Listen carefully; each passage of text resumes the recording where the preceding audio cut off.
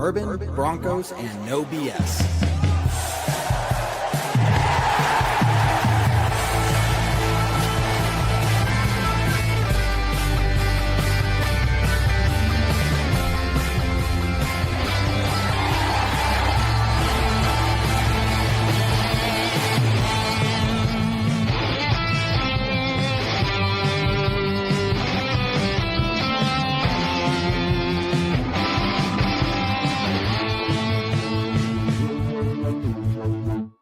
Fans, brews, and Broncos news. Win, lose, or tie, we will be riding with the Broncos till we die, and that is the motto here at Bourbon Broncos No BS. We don't really have an official motto, but I'm adopting that for tonight because we have lost again, and we are still going to be here to talk about it. Thankfully, we're only going to be talking about last week's game for the first half hour, guys, and then we'll be moving on into week 4. But this is Bourbon Broncos and No BS. We are live with the show every Tuesday night at 7 p.m. Mountain Time. So come on in, tell your friends about us, and let's start breaking down some Broncos football, guys. Broncos are 1-2 on the season. No worries, we've been here before, but we got a lot of stuff to talk about. So, David, captain of Team Puffball, how are you doing, buddy? Oh, you'd rather be coming in to talk about a win, but all things considered, it could be worse. How about you, Kev Dad? Yeah, well, it's false fall number 4 today. I think this is the 3rd or 4th false fall we've had today. So, but we're getting close to the end of them. So exactly. Soon it'll just be fall. So that'll be nice. Exactly. Well, man, here we are in another situation 2 weeks in a row. The Broncos lost by a field goal.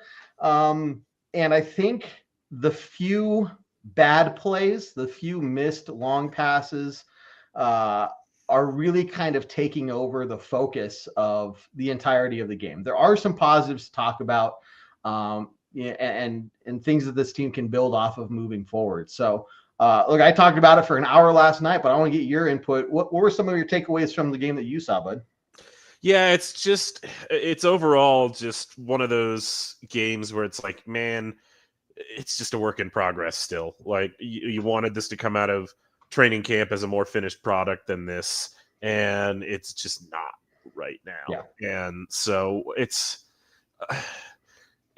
not fine. It is what it is, but it's not catastrophic yet. There's no time to panic yet. It's not time to start thinking about pulling quarterbacks or turning over play calling duties, et cetera, yet. We're in September still. Sean Payton just historically has bad Septembers. It's a thing. It's unfortunately happening again. We were hoping to avoid it this year. Bo Nix kept talking about starting fast, and now he hasn't. Mm-hmm. And so it's just, it's like, all right, it's going to be a grind. But no turnovers from Bo Nix this week. That's a good thing. You've got, not a lot else to hang your hat on with that performance, to be honest with you. A couple really good scrambles, and then a couple of times where you see him miss deep balls that you've seen him hit in the past, and I think you'll see him hit in the future. But in this game, you see him miss 3 big ones that I think, like, there's an argument to be made that hitting one of them helps you, leads you to winning the game. Winning 2 of them definitely wins you the game. So it's just you're in a game of inches right now, and it's now up to the coaching staff. Live up to your pedigree and coach them up. Yep, and it's not like those overthrown balls were like gone by 10 yards, right? You're literally talking about inches. And in 2 of those 3 long passes, the first 2, there was some hurry up. There was some pressure getting to Bo Nix, right? Now, could he and should he have still made those throws? Yes, right?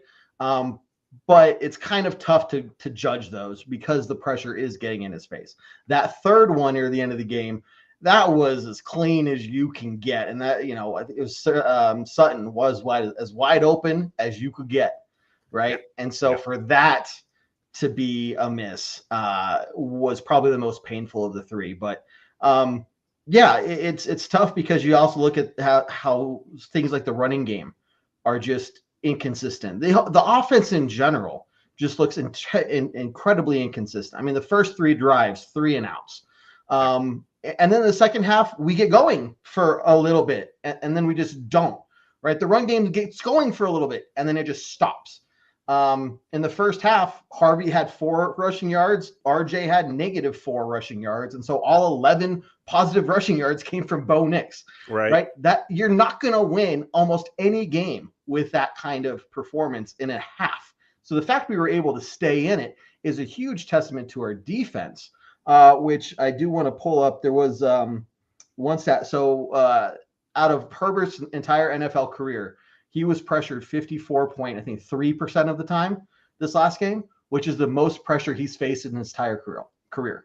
So, okay, we got some pass rush, right? We're getting into the backfield. I think any other lesser quarterback would have probably been sacked 4, 5, 6, 7, 8 times, something ridiculous. But I don't know, man, there's just a lot to kind of take in. The good, well, it's easy to take in the bad, but then you're like, what good can we build off of this? Yeah. And, I want to go, there's a post on from 𝐁𝐞𝐬𝐧𝐜𝐸 from The Athletic, the Denver Broncos beat writer for The Athletic, who posted a video of Bo Nix on the sideline during, I believe, what was the Chargers game-winning drive when they were going down for that field goal. And he, the caption was, "I'm not a lip reader, but it really looks like what Bo Nix is saying in this video is, I had so many missed chances today." And that certainly looks like what he's saying to me. Yeah. And I'm glad that he's self-aware about that. And it's, I think, a good reminder to fans that athletes are always more aware of their misses than we are. Athletes are always more aware of what they were supposed to do in a situation and what they should have done differently than an average fan ever will be. And they are also more hypercritical of themselves than we can ever be from a fan perspective. So something to keep in mind, that these people are people and competitors, and they know when they effed up. So that's, but that's one positive to take from it is that Bo Nix does know that he has a lot to work on, because he does. Another, you talked about the defense. They played really well against a quarterback who is, definitely top 10 in the league, maybe top 5. You bounce back in a week where you let Daniel Jones kind of go up and down the field on you at will. You mostly shut down the Los Angeles Chargers running game, and you don't let Ladd McConkey have a career day against you. You force 2 turnovers on defense and special teams. Nothing really bad to say about the Broncos defense. That I get that you let up that field goal drive in the fourth quarter, but man, there's only so much you can do against a quarterback that can execute like Justin Herbert in that situation, who has a short field to go. And let's be frank, the defense does have to wear some of the horns of those penalties, because it was all over on both sides of the ball. It was all over on both sides of the ball on Sunday, and it was a real disaster from that standpoint. Yeah, and we didn't see this last year. I'm trying to think, we didn't have this kind of penalty problem even in the beginning of the year. Yeah. But this is 2 weeks in a row. Like against the Colts, I could sit here and maybe say wow, they were really flag heavy. Yeah, we could probably say that at least a good chunk of those were justified, but still, you're real flag heavy. But now 2 weeks in a row, you got to start wondering, are we the ones that you look at them no, once again, these are legitimate penalties. Right. And so are you concerned, a bunch of comments coming in, I'm going to get to them here in a minute, guys. But are you concerned that maybe we're kind of crossing the line into undisciplined territory? I mean, you just gotta tighten up. And it's another one of those things where you can now say, man, it's early in the season, but it's getting later in the season. It's, you've got 3 games under your belt, and it's one of the, you've got to focus up a little bit. You got to tune in. This is, you can't be putting yourself in positions where offensive pass interference is wipe touchdowns off the board for you in a game where you end up losing by a field goal. You can't have, I don't know, did we have 2, 3 personal foul penalties in the game? That's 2, at least. Yeah, at least 2. And I mean, that's just a detriment to your team anytime you're accruing those. So yeah, it's you really got to see that get cleaned up in a quick way. That's one of the most urgent things they need to fix, more than I think the offensive execution, which I think will come along a little later. For sure. And Andrew says, the leverage call legit? I question it. I said almost. I didn't say all of them were legit. I said almost, and that's definitely one you could nitpick. But the point of the matter is, you have to win despite the refs. You cannot go in there and if, if you keep it a close game, you basically have a 50-50 chance of winning, right? Then you add on top of it, your defense has been out there a ton more than the offense, and they've been balling out. And so it's easy, not that this is what you're saying, but it's easy for people to say, well, that defense should have just made one more stop. Man, they were making stops all day long. The fact that the game was 10-7 going into halftime. Are you kidding me? Right. Had no business being that way either. No. Yeah. Had no business being either. No, exactly. So good stuff there. For everybody who's joining us so far, Roy, Keith, Jerry, it's good to see all of you guys. I can't name you all off. Here's a good one from Camus. Bo doesn't seem confident. He needs to keep his composure and not panic. As soon as he sees someone, if he can stay calm, he will be great. And this is what I'm talking about. Those two of those three long throws where the pressure was just about there to get him, right? And he was getting hit right after the ball was thrown. If he just has a little bit more poise to say, I know I'm going to get hit, let me just make the throw. Yeah. Right. Well, and that's, that's all this criticism about him. And, it's one of his worst stats last year is that he just wasn't good under pressure. And I mean, that's it, Kev. That's the difference between getting, improving under pressure and not, is connecting on those throws when you have them. It's great that you can diagnose the opportunities and make a play to an open man, but then make the play. There's still, you've got 2 out of 3 steps there. You still got to get step 3 done, or we're nowhere. Yeah. Roy says, look, this is how I see it. If you point the finger at one person, you have 4 more pointing at yourself. Roy, were you in the military? Because that sounds like military thing I might have heard a time or two. And the good thing is, it doesn't sound like any players are putting, the whole, I don't think that's how hands work. It's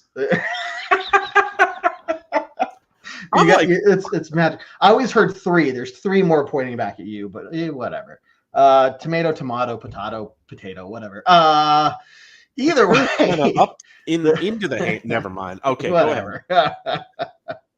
The fun, the good thing is, and I don't believe this is just lip service. When J.K. Dobbins at the end of the game in the locker room is saying they still have the full confidence in Bo Nix and stuff, I think the confidence is there. I'm not seeing anything that warrants, like what you were saying at the beginning of the show, panic. Right? I'm not seeing anything that's like, holy crap, this offense is so far from being any kind of threat that we are in major trouble. There are streaks. There are times where it's like, holy crap, that was really good. That was a really good read. That was really good play, great blocking, all that stuff. It's just a matter of finding a rhythm and being consistent. And I want to get your take because, I was really surprised to see RJ Harvey starting this game. Here I'm thinking J.K. Dobbins must have a ton of fuel and energy for this game. It's a revenge game for him. He's going back into the stadium and wanting to make a name for himself. And we started RJ. And I'm like, why? And you just saw that he's not ready for that yet, man. And that's okay. I'm not saying he's a bust or anything. I'm just saying, like, we have this guy in J.K. Dobbins who we saw in the second half. We see what he can do. Why are we not utilizing him more often? Why are we waiting until it's like almost desperation time to be like, oh, I guess, well, nothing else is working. I guess we'll try the run game now, I think I'll push back on that just a little bit. And just to say that I think, RJ Harvey started the game, but I don't think that RJ Harvey started the game with the overall result or the intention that he was going to get like a lion's share of the snaps. I think that was just kind of like, oh, this is what we want to do on this drive. These are the kind of plays we want to try. And that's, we've got RJ coming in because RJ is the best for this, and this thing. It didn't work. And so I think the coaching staff will go back to the drawing board on those things a little bit.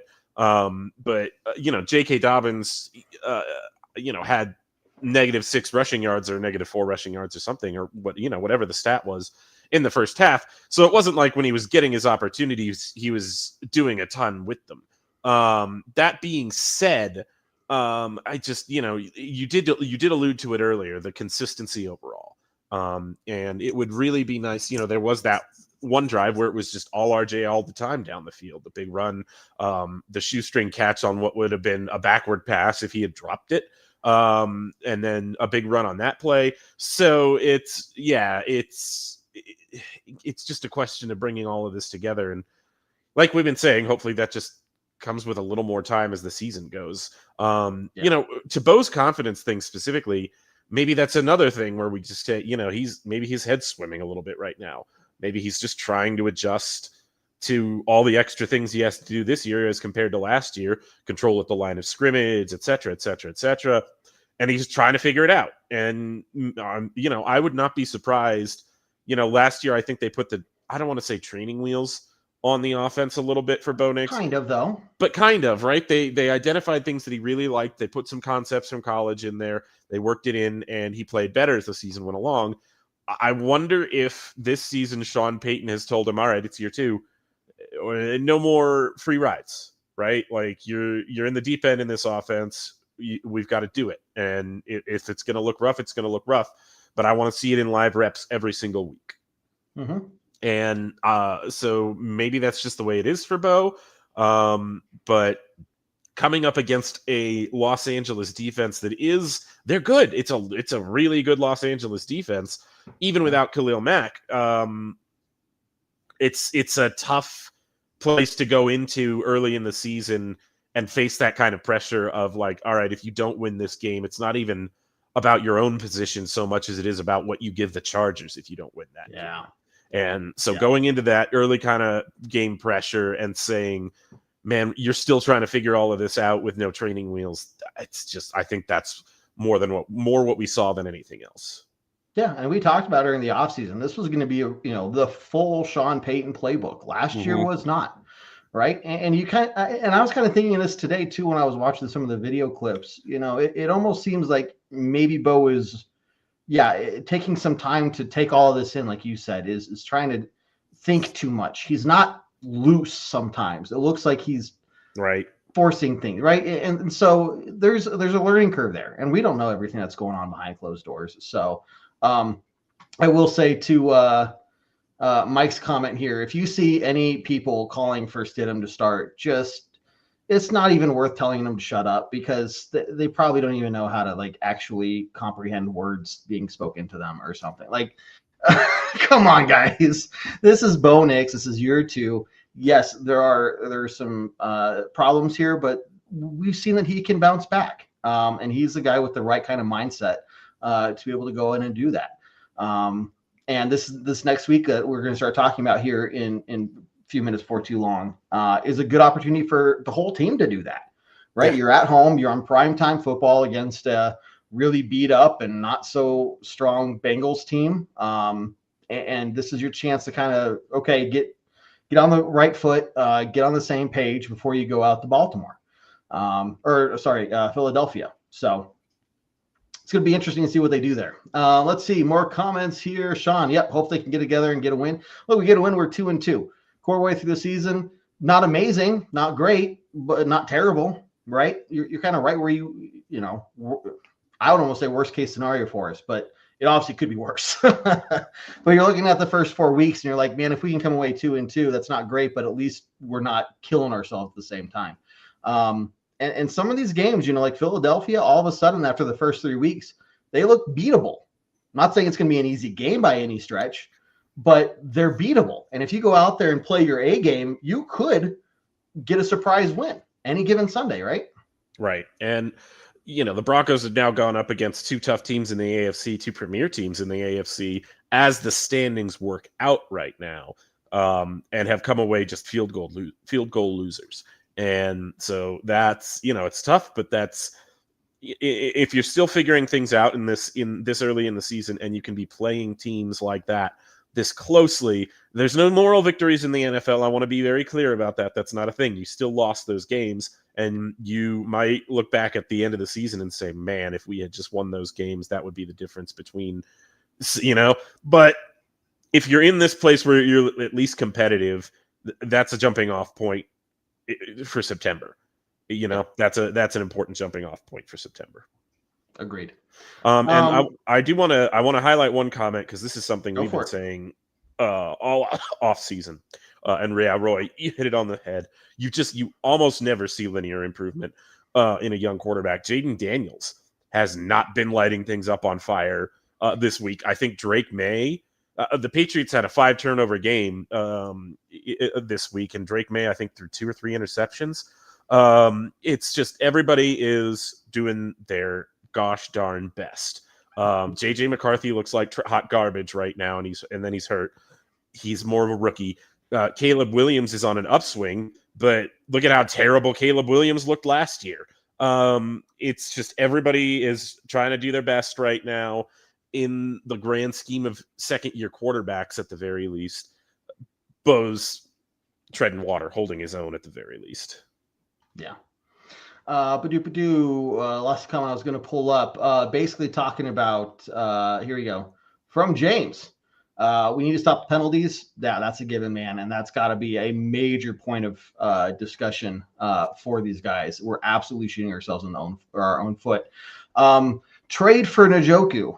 Evan Ingram seems to be hurt since we signed him. I would say that's more Greenlaw that's been hurt since we brought him here. Obviously, we're hoping that Ingram's back out this week. But the question for you, David, is do you think, like, how big of a factor was us not having Ingram this week? And how big of a difference would that have made? I don't know, because I hesitate to say that not having Ingram versus having Ingram was a big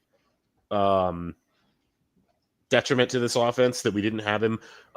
Just because he hasn't shown an ability to contribute on a really regular basis to the offense yet. So I can't go out there and say, we're really missing the Evan Ingram presence right now, because we don't really know what that is. That being said, we need to see Evan Ingram on the field to see what that Evan Ingram presence is, and to figure out what it is and what he can do best in this offense. So there's that aspect to it. I don't know if they're going to trade for anybody. Njoku would be fine, but I don't know that that's in the cards right now. Yeah. But yeah, I can see why people are disappointed with what they've seen from Ingram so far, even if I think it's a little bit early to cast judgments on it overall. Agreed.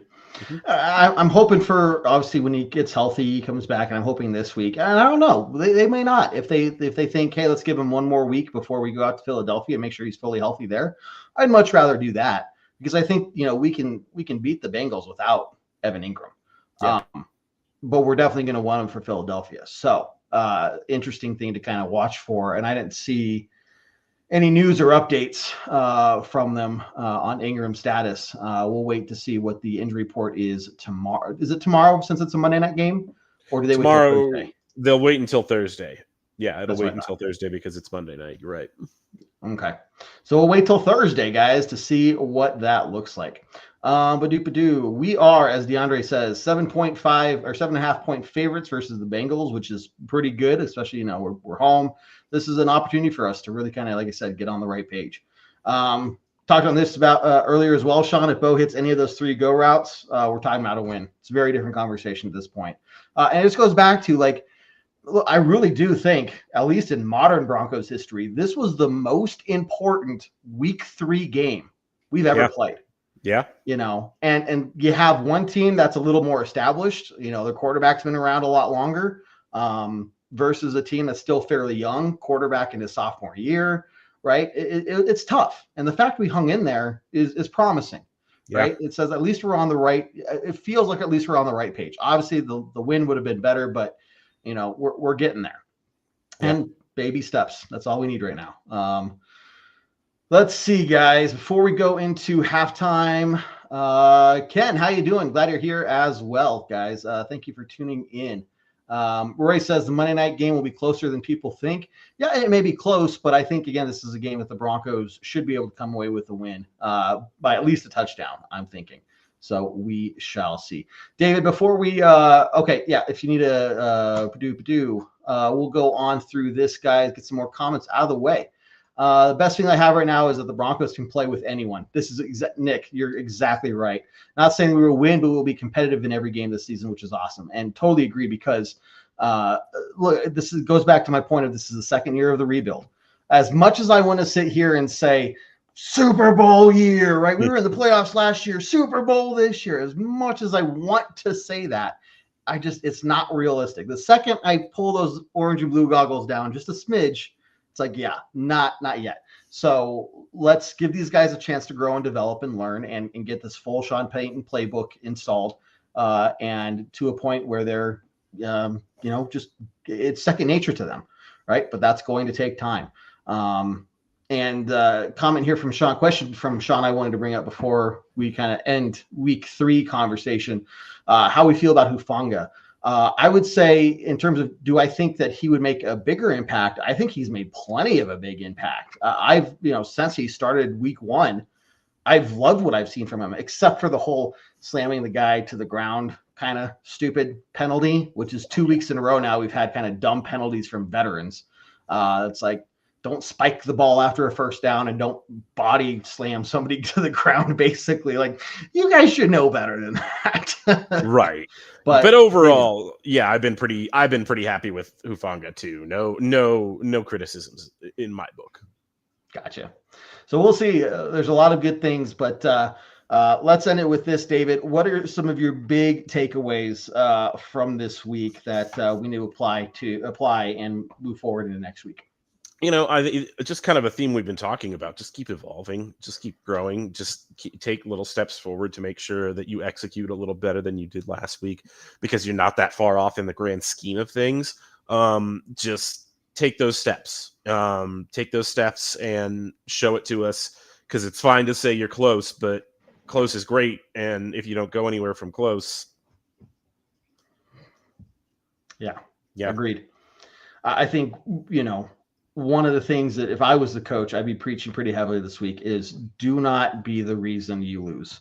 Like, you cannot be the reason through penalties and missed opportunities be the reason that you lose the game. That's just not acceptable in this building, in this team. And we're not going to do that, right? This ends now. And we're going to play cleaner. We're going to play more tighter, like what you're saying, more disciplined. And that's what we're going to do, focusing on moving forward. So, and then you could also say, DeAndre, here, run the ball more. I think Bo even said it after the game or yesterday, I can't remember.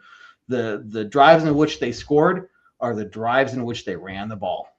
And when they didn't run the ball, it didn't work out very well for them. Yeah. So they're seeing it and they're saying it. Let's see, guys. Okay, it is halftime here at Bourbon Broncos No BS. So let's get through some announcements and everything before we move on to week 4. First off, head on over to broncosandbourbon.com. Sign up for free this year. Everybody who signs up in the 2025 season will get a free automatic upgrade to the next membership tier when we introduce those next season. And again, congratulations to Angelo Q for finding the Easter egg on the website and winning a free lifetime membership to Broncos and Bourbon.com. He will never have to pay a single dime on the website. Now, good thing for you guys, like I said, you guys don't have to either, at least for the next level membership tier, if you sign up this year. So head on over to broncosandbourbon.com. This is the time to get in on it as we expand that website over time. And it's just me. I'm not a computer designer. This is going to take some time, guys. But if you want to make sure that you get in on the ground floor while things are still building and it's free, this is the time to do it, guys. We are still 9 wins away from hitting the 10-win mark, where we will give away to 3 number 10 Bo Nix jerseys. 10 will just be way too expensive. But as part of our 10th year anniversary, guys, 9 more wins, and we will be giving away 3 Broncos jerseys, Bo Nix jerseys, to you guys randomly. We'll figure out how to give them away and everything once we get closer to that point. But knock on wood, that actually happens and nothing weird happens. So other shows, don't forget about our pregame podcast on iTunes, Spotify, Google Play, Stitcher at the end of the week. Make sure you check that out. David and Spotty do a great job of breaking down all the X's and O's and getting you ready for the upcoming matchup and kind of walking you through what to look for and where the pain points are, where the positive matchups are, and all that different stuff. So make sure you tune in and listen on iTunes, Spotify, Google Play, Stitcher for the podcast. Monday night is our post-game podcast. However, this Monday night, obviously, we will not be doing that because we'll be playing a game. So 1 hour before kickoff, our normal game day lineup starts. with the tailgate talk. So that'll be kicking off at 5:15 p.m. for the show with a 6:15 p.m. Mountain Time kickoff. And then the live halftime hash show as well. So make sure you tune in to halftime as well. Then next week we'll be back for a combined post-game podcast / regular Bourbon Broncos and OBS show at 7 p.m. Mountain Time. Yeah, guys, tons of stuff here. Make sure you're following us on YouTube and Facebook and Twitter or X or Instagram or whatever kids are using nowadays. I don't even know. There's so many things. Just make sure you find us and follow us. It may pay off later on the season when we do some giveaways for people who confirm that they're following us on different locations. So go sign up now and make it a little easier on yourself. Okay. With that being said, David, week 3 is officially over, behind us. We are moving on to week 4. I need like a light to turn on over my head or something. And it's like, woo. It's week 4, guys. We are moving on. The kitty cats are coming to town. Whatever. I don't know. Bengals, kitty cats. I don't know. But David, what are some of the things that you're looking forward to in this upcoming matchup? Well, you never want to celebrate an injury, and I don't think I'm doing that by saying this. No. But just with the Joe Burrow injury and him being out for 3 months, this game couldn't have come at a better time for the Broncos. Jake Browning, who looked really good going in for Burrow in spot duty that week that he got injured, and then they got absolutely steamrolled by the Minnesota Vikings this past week. So that's the team I'm more expecting to see from Cincinnati coming to Denver on Monday night. But these Broncos, they make us feel feelings and do things based on those feelings. So I can't imagine that it's going to be just an easy, effortless game with no stress from start to finish. But it is the kind of team that you on paper really need to see right now if you're the Denver Broncos. Yeah. And if you're going to the game, guys, get loud. I mean, you should not have a voice on Tuesday. In fact, the Tuesday show might be a little difficult for me. I may not have a voice, depending on how the game goes. Better not. Right? Better not. Otherwise, so make sure you are ready to show up and get loud and really bring the home crowd energy, because this is a time where we definitely need it. Like this from Gary. No, Fabroni did not get any penalties. And I think, I can't remember the last time he has. I think he has a 0 penalty career. I'd be like guessing that. So yeah, Fabroni, they just Sean, get on that. Do that research for us. Bring it back to us. Go on. I like it. The other Sean found you guys on YouTube and also signed up for the website. Thanks again for your support, guys. And Sean, thank you for signing up on the website and everything. Definitely appreciate you guys. Let's see. DeAndre, the execution has to be better on early downs so they don't get in on 3rd and long as much as they want versus the Chargers. I'd say even versus the Colts, this was an issue. And you saw last week for sure that, when you have no run game, it really forces you into those 3rd and longs. When you're in 3rd and long, the opposing team knows you're going to throw the ball, right? You take any guesswork out of what the opposing defense is trying to do, and it just makes it so much simpler for them. So, yeah. And this is a situation we have to fix. And I can't count how many times. This is an area where I feel like penalties haven't had an outsized effect for us. Is on first downs specifically. Is I feel like we have so often dialed up a play that gains, between 4 and 6 yards on a first down, and then it's it's called back 5 yards because of legal man downfield or 10 yards because of a holding penalty, and that it just immediately you're behind there, and it's so hard to come back from those. That even like a false start or an illegal formation that puts you in 1st and 15 instead of 1st and 10. You're putting yourself up setting yourself up at a disadvantage so many times, and you're limiting what your playbook is automatically by getting into these down and distances with these penalties.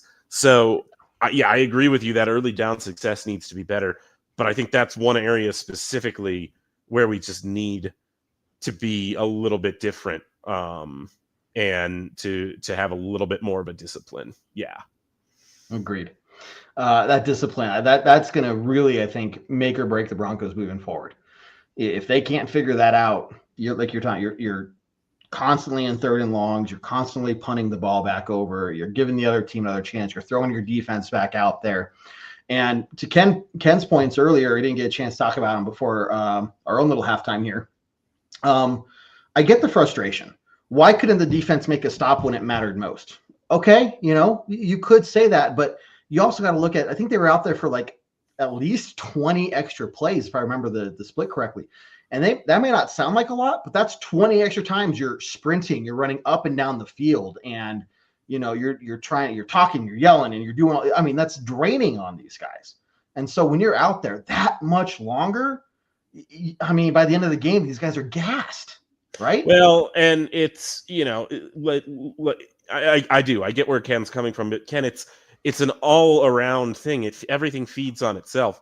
If you're not getting these situations, if you're scoring on these drives earlier in games, you totally alter what your defense is calling. You're putting your defense in more obvious pass rush situations because the opposing offense has to pass the ball more to catch up. And in a scenario where you are only ahead by 3 points, or you are tied going into the final minutes of the game instead, the opposing offense doesn't have to make as many risky plays to get down the field and get into the field goal range. It feeds, like I said, it feeds upon itself. That's not to say that the defense is blameless. Again, we talked about the penalties on that side of the ball. We talked about how disappointing it was that they couldn't come up with a stop in that final drive situation. But it's not just, we can't just put that all on the defense or all on Bo. Everybody has to share the blame equally in a loss where nobody had their best day. Yeah. Brad from across the sea over in Australia, down south there, says there will be a lot of head scratching if we drop this game. Obviously, I don't want to get too far ahead of myself and talking about what if we win? What if we lose? But this is a game where you're looking at everything on paper, at least from what I'm seeing, David, this is a matchup where the Broncos have the advantages. And again, I'm not celebrating injuries or anything, but injuries are part of the game. And you got to take advantage of that when you're the other team, right? Burrows is out. Man, make them pay. You're seeing the pass rush that we're getting against the Chargers. Man, make them pay, right?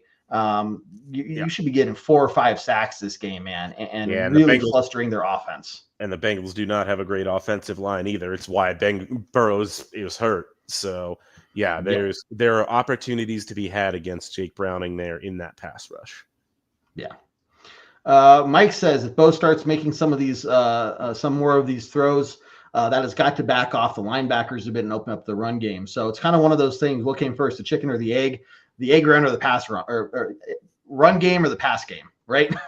which one opens up the first, the other. But it's kind of a mix. And I think it just goes back to, we really didn't see any dedication to the run game early on.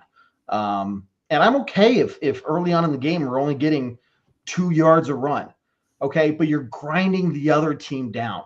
And especially when you're at mile high, look, it's still early in the season. These guys are still, Cincinnati is out there close to sea level. Wear these guys down, get them tired. So by the 4th quarter, you're feeling good and they are dead tired. So, I don't know, man. Yeah, absolutely. There's opportunities all the way around. Offense, defense. This is still the Bengals defense. So there are. We don't want to talk about implications if they lose this game. Let's not get ahead of ourselves. But again, on paper, this is a matchup that you really have to take advantage of coming at the time in your schedule that it does. Yeah. We can confirm that David's football will have a conniption and implode if the Bengals win. So the good thing for David is you have plenty of spares. Yeah. Absolutely. Good stuff there. Roy says, trust me, I played football. I know what it's like to be gassed and lose. Yeah. I can't imagine, just seeing these guys sprint and they have to sprint back to the line of scrimmage. And it's just, it's a lot. So I know there's still a lot of talk about missing Roach, missing Greenlaw. And the fact of the matter is we just don't have those guys right now. So David, what does the defense need to do other than the pass rush to really kind of make sure that we're shutting down the Bengals offense? It's just get competent play out of the linebackers, stop a Bengals a run game that is not, dynamic by any stretch of the imagination. And it's just going to behoove the defense to, maybe score. Kev, this game reminds me a little bit too much right now of the situation we walked into going up against the Browns last year on Monday night, where the defense I don't think is going to run into a Jerry Jeudy type receiver against Brad. But except they're going to have Jamar Chase and T. Higgins. So yeah, and so it's going to be really interesting to see what happens. What does Randy Moss? What does Moss look like going up against T. Higgins now that he's healthy? Does PS2 contribute his same kind of steady work against Jamar Chase? Lots of interesting storylines to this, despite the fact that you're facing Jake Browning instead of Joe Burrow. Riley Moss, not Riley Moss. Yeah, there you go. And I'm excited to hear about what that sounds like when you guys break that down on the pregame podcast. So, and of course, Brad, I was waiting for you to respond to that. Couldn't agree more. You got to take the threat seriously. They're still an NFL team. They may be struggling, but you got to be careful. Yeah. Ken says Andrew Mason had a great article, and I don't know if Andrew Mason has ever written a great article. I'm sure he's a great guy. I just don't like a lot of his reporting. But here I could probably agree with him. I haven't read the article, but I did see these rankings earlier today. At this moment, and this is actually from Andrew Mason, so it's probably based off his article. The Broncos are 19th in total defense, 18th in pass defense, and 21st in run defense. Do those numbers concern you, David, or is it just still too early? And we see that the defense is having to really carry this team so far through the first 3 games. That's maybe skewing some of these numbers. What's your takeaway from that? Well, I'm not as interested in total defense numbers right now as I am in scoring defense.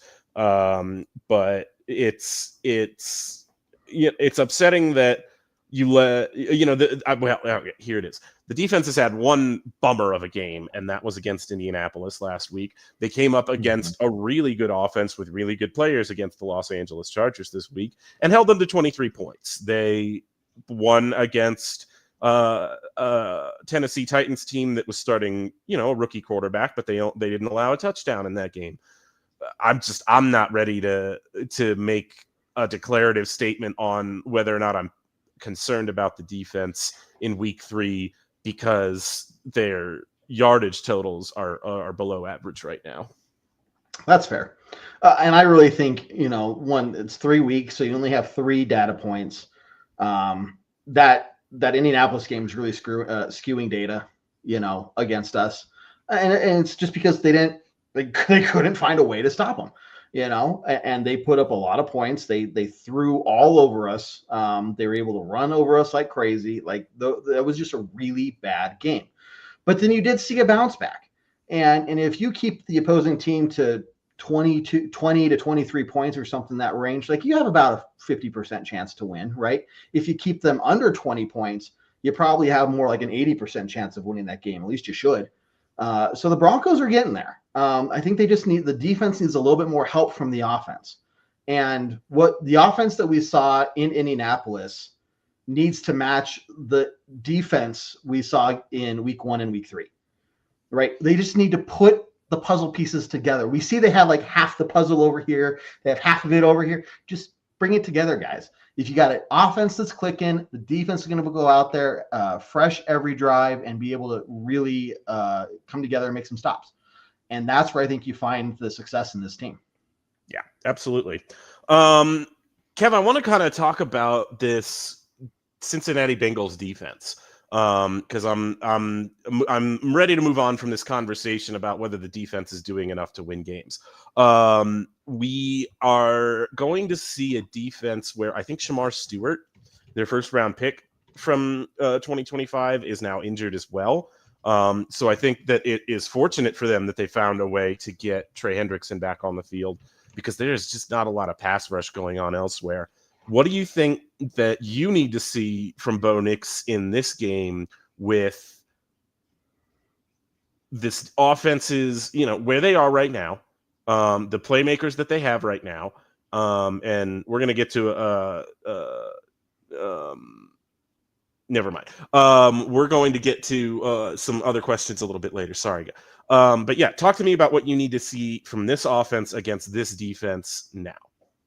Yeah, I think one of the things is I want to see players like Marvin Mims a little bit more involved. I think 2 of the long passes last week were just out of his reach barely, right? But I think he only has like 3 on the season. Yeah. So get him a little bit more involved, maybe in the short passing game. You don't have to just reserve him for those long, deep shots, right? Get him the ball a little bit more and allow him to use that speed and get to the outside and all that stuff. Jet sweeps. I don't think we've really seen a jet sweep this year, but I think we saw a lot more of the usage of Marvin Mims in the end of last season in that regard. It wasn't always those deep passes. He really started to shine when he got his groove on, and got some of those backfield stuff or the shorter passes or whatever. So let's see more of him. Let's see Pat Bryant. Let's get him the ball, right? So I think if Bo Nix is able to, one, kind of just hold his poise just a quarter second longer in the pocket and really commit to these throws and make the defense spread out of, who they're focusing in on, you're going to see a lot more success. So kind of a combination of those things. Yeah, absolutely. And run game specifically, what do you think it's time to see from RJ Harvey? I get that he's a rookie, but you drafted this guy in the 2nd round to fill a specific role in your offense, and you're just not seeing him really produce on a consistent basis right now. What do you think is going on there? Sorry, I was reading some of the comments with what? With RJ Harvey, what do you think what more do you need to see out of RJ Harvey going forward as far as consistency and getting things going a little bit more? It's tough because I think we're in this situation where we can anticipate, and I hope I'm wrong, we can anticipate that at some point this season, J.K. Dobbins is going to go down with an injury. That's just since his high school career, right? This guy is injury prone. Now, when he's healthy, he's freaking good. Right. So I think, there's not so much of a drive to utilize Harvey right now. But I think if we, it's tough because you want J.K. Dobbins to get the majority of the carries. And if RJ only gets 4 or 5 carries, like there's not much there for him to really go off of. Yeah. But in general, I think utilizing his speed and finding ways to get him to the outside more. Maybe not necessarily throwing to him behind the line of scrimmage, right? Or get it to the line of scrimmage where he's able to hit the jets right away and get going. I think that's maybe going to help him get out. So when he does touch the ball, get handed the ball for a run play, the few times a game he does, maybe he already has some of that momentum, right? You're always talking about getting the running back going and finding out who has the high hand and all that stuff. Well, just RJ is not going to be having that opportunity unless J.K. Dobbins goes down. So how else can you find a way to get him going without relying on the 4 or 5 touches he gets and be like, oh, well, he didn't do anything. Well, yeah, he barely had the ball, right? So it's an interesting kind of dynamic there. We want to get everything we can out of JK until he goes down, and knock on wood, hopefully he doesn't. But you also want to have the confidence to say that when it's kind of like, here's the comparison, Omarion Hampton, right? Right. The Chargers running back gets injured and goes down. Najee Harris. Yeah. And Omarion Hampton, same draft class as RJ Harvey, goes out there, looks pretty dang good, right? You can have confidence that Omarion Hampton's going to be able to pick up where Najee Harris left off and at least be able to produce good numbers. I can't say the same thing about RJ Harvey right now, right? Yeah. So you want to get on, you kind of got to find this balance between really utilizing J.K. Dobbins, but getting RJ to the point where if he has to step in a game, you have confidence he can go and do it. Fair enough. And well, now let me ask you this, because I want to see if you have another opinion on 𝐁𝐫𝐴Z𝐵 Barron, another guy who, as a rookie, hasn't shown electricity yet. And you're wondering, is he just kind of coming on slowly? He's not a starter right now. He's really getting rotated in more and more. So yeah, I'm just, what are you seeing from him, and do you want to see more, and how much more? I think some of we're seeing Barron more on special teams. Yeah. And we're hearing his name called out, right? We're seeing him make tackles. And so just based off the workload that Barron's getting more in special teams than anything is probably why there's more scrutiny, because you're hearing more positive things about Barron than you are about RJ. Yeah. So it could be, I haven't seen that myself, but if I'm thinking about like, why would that be? It's probably because you're saying like, oh, this guy was tackled by Jahdae Barron, freaking, great. And oh, here's another play and here's another play. And then RJ goes out there for a couple running plays and gets 4 yards. You're like, okay, well, yeah, I can see where it's easy to kind of come up with that criticism there. Yeah, for sure. It's a little bit easier to make that direct comparison for sure. And I also think RJ suffers a little bit from the misconception that going out there and playing running back is easier than going out there and playing cornerback. So if he doesn't look as good right away, I think there may be a little bit more heat coming his way for that. Yeah, I would totally agree. Badoo, we are not going to give Trolls the time of day, and he has gone anyway, so don't worry about that. But if we're getting trolled, we're probably doing something right. Somebody ain't happy in the world. The amount of free time that you have on your hands to come and troll this show says a lot more about you than it does about what we're doing. Hold on. Let's unblock this guy. Bring him back in so you can say that again. And I'm moved on with my whole entire life. We're on to Cincinnati, Kevin. We're on to Cincinnati. DeAndre agrees. Get Pat Bryant more involved and run the ball. Pat Bryant on that J.K. Dobbins run. I feel like he blocked like 3 different guys on that run. Yeah, that was so cool. Yep. Unlike another wide receiver that's now in Cleveland that we let go. Let's see. Andrew says, I think I saw 19% offensive snaps and 19% on special teams last game for not sure which player or who he's talking about, but so same one of the questions back over to you, David. What do you want to see more from this team? Not kind of trying to spoil the pregame podcast here, but I talked about the run game and Bo's poise and stuff like that, but I'm mostly focused on offense. But what are things that are coming to your mind? I just want to see the operation look a little bit smoother overall. For whether it's things like Bo hitting the top of his drop and then passing. And that's something that I keep waiting to see consistently. And I just feel like when he does it, and especially when he hits the back of his drop and throws the deep ball, those are some of his best plays. Those are some of the times where he hits it the best and like he's able to hit a receiver in stride, and that's awesome. And when he's less on time, he's able to create plays off schedule and scramble a little bit. But it's always better when he's on time. And so that's, just more consistency on both sides of the ball in that way is my meta objective for this game. Yeah. Just go back, guys, look at some of the plays. And when Bo connects, you see him standing. He's in the pocket. He plants his feet. He makes his read. He makes the throw, and it is on target, right? It's the times he starts dancing around and throwing on the move. His feet aren't planted. Maybe there's pressure in his face or not, but either way, he's not planting, right? And so there's a lot of mechanical things there that he needs to clean up.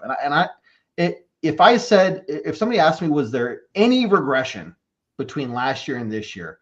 The one thing I would maybe say is it seems like the mechanics have regressed a little bit. I don't remember seeing so much of this happy feet, especially near the end of the season, as we have through the first 3 weeks. Right. Yeah, no, absolutely. And it's hopefully, I think it's another product of maybe just Bo feeling sped up because he has a lot more to do. And so hopefully that settles down as the season goes along and gets more live reps. But again, you just got to see. Speaking of Australia, Brad, thank you for bringing this up at the end of the show. We are going to talk about the Crawdaddy, right? We're going to talk about the Crawdaddy. We are going to talk about Jeremy Crawshaw, who, if the commentators on CBS on Sunday didn't have anything else to say, they had great things to say about Jeremy Crawshaw. The hang time of his punts, the distance of his punts, a guy who looked like he just couldn't figure out anything going into the end of the preseason. Like throughout the preseason, he just looked He's fine. He's great. Yeah. He's top half, top 10 punter in the NFL. And so, yeah, that's one area where we don't have any problems at all. And I'm happy about that. Right. I would like to see less of him. Right.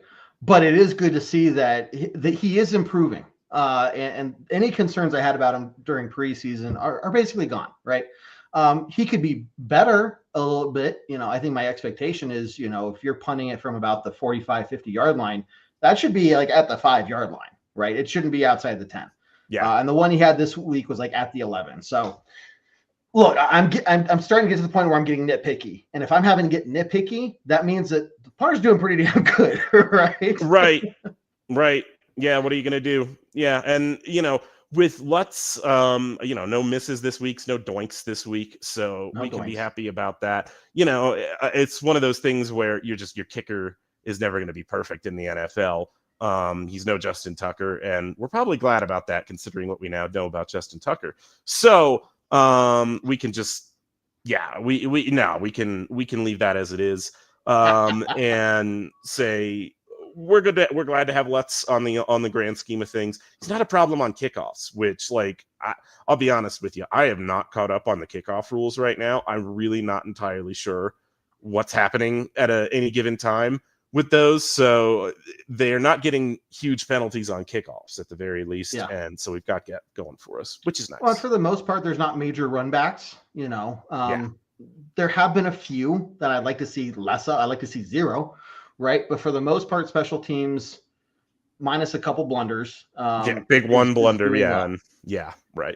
And just unfortunately, when it comes to special teams, you almost got to be perfect, because when it comes to special teams, one blunder at a bad time of the game, especially if it's close, could be the reason. We saw that at least once, if not twice last year. You could argue the the LA game last year, the halftime special teams blunder, that kind of changed the whole momentum of the game. I believe the Chargers, I can't now. I don't think they scored on this drive. I think the Broncos defense stopped them on this particular drive. But the Broncos didn't get off the field on 4th down in this game because they gave up a 4th and 3, a 5-yard offside penalty on 4th and 3 in Chargers territory. Benito lined up offside. Yeah. They were punting. Yeah. And so, it's which, just... to Ken's point, I would totally agree with this. If we only had 6 penalties this last game, we would have won. Yeah, that's true. That's absolutely true. No notes on that part, Ken. Yep. Mm-hmm. So I think, one, I want to see improvement, but 2, let's say worst case we don't improve, but the penalties are less. I'm going to feel good about the game in terms of us winning. So, and he calls him cross shank. That's fine. You don't want to jinx him. That's fair. He's crawdaddy here, but maybe he can win you over time. So give him a chance, man. Give him a chance, Ken. Okay, let's get to some closing comments and wrap this up. But before I do, a couple things, guys. First, head on over to broncosandbourbon.com. Sign up for free this year. This is the year you want to do it. This is our 10th anniversary season, so we're going to have a lot more giveaways and stuff come your way as the season goes along. We get closer to like halfway through the season, deep into the season. Broncos get 10 wins. Hopefully, we're giving away free jerseys. We're doing we always do the fan appreciation show at the end of the season. That might be like on steroids this year since it's our 10th anniversary. I don't know fully what that's going to look like, but this is the year that you guys are going to want to make sure you're following us, because we're going to be doing a ton of fun things. And our very own Jared, who is off saving the world in the Navy right now, should be back here, within, by this time next month. So we will have our full crew back, and things are just going to keep getting better here at Bourbon Broncos and OBS. And I think for the Broncos too, things are going to start looking better as the season continues to progress. Look, this team steals a win here or there, a win that they're not supposed to have. I mean, everybody was already counting that the Texans were going to beat the Broncos. Well, the Texans look pretty beatable right now.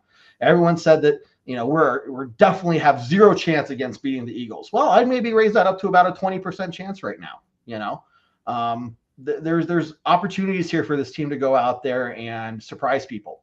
So it's just a matter of they have to do it. They have to execute well. They can't be shooting themselves in their own foot. So make sure you're following us, guys, because this season could get real fun and real interesting real quickly. Make sure you're following us on iTunes, Spotify, Google Play, Stitcher, YouTube, X, Instagram, Facebook, wherever you look at social media content. We're probably there. So make sure you go following us. But if you want help finding where we are, head on over to the website, broncosandbourbon.com. You find all of our content housed there as well. We also got our game day chat in the huddle section there. So if you want to talk about the Broncos as the game's unfolding with other Broncos fans and us as well, head on over to there on game day, but we'll send out more information on that Monday as well. Whoo-wee, David, that's a mouthful. So I'm going to take a breath here, but closing comments over to you, bud. What are you thinking? We're just in that part of the season right now where we're still feeling out what this team is, and you hope that it gets better and that things move along in the directions you want, like they did last year. But nothing's guaranteed in the NFL, and just hold on, Broncos country. We think we have good things coming for you, but we'll see how it is. We'll be in it together. Exactly. Well, 10 years, and if you know what 10 years means, it means the first 8 years were not always that fun. Mm-hmm. Behind the scenes, there were definitely some post-game shows where John and I looked at each other going, I don't want to talk about this tonight. Yeah. But we're gonna. So no matter what happens, guys, we will be here. We didn't do 10 years just for kicks and grins and to fade into nothingness as soon as this year started, goes awry, and hopefully it doesn't. But you can count on us, guys, to allow you to come here and vent your frustrations and share your thoughts and all that good stuff. So look, season's early. We get a win here this week, 2-2. The schedule starts opening up a little bit for us in terms of more winnable games. And in a month from now, we could be feeling pretty dang good about ourselves, but there's just a lot of work that needs to be done between now and then. And I'm sure this team's committed to getting it done. So, let's see him clean things up. Let's see him get disciplined. Let's see him get focused and kind of recognize the situation they're in, which isn't, they're not like done for the year. They're not the Miami Dolphins, but there's work to be done. So let's see what they do. Badoo, for everybody who's tuning in tonight, thank you so much for chatting with us. It's always the highlight of my Tuesday, my Monday, my game day, all that stuff, talking to you guys. So again, no content on Sunday for live shows, but we will be live Monday for the pregame show 1 hour before kickoff and the live halftime hash show as well. So get ready for it, guys. Enjoy your weekend. Maybe watch some football on Sunday that doesn't totally send your heart rate through the roof. Just sit back and relax and get prepped and rested for Monday Night Football. So David, thank you very much as always, bud. It's always good to talk to you and have you share your thoughts and everything. Hanging out with you is always a blast. Always good to be here, Kev. Always good to be with you, Broncos country. Awesome. Well, hey, man, I have nothing left to say other than end this show, as I always do, on a very strong Go Broncos. Take care, guys. Do what I like, yeah, do what I like, yeah, do what I like. Sip and go, sip is right, and I go with the flow, yeah, I go with the flow, yeah, I go with the flow, cause I know I'm the show. In the zone, here I go, in the zone, here I go, in the zone, here I go.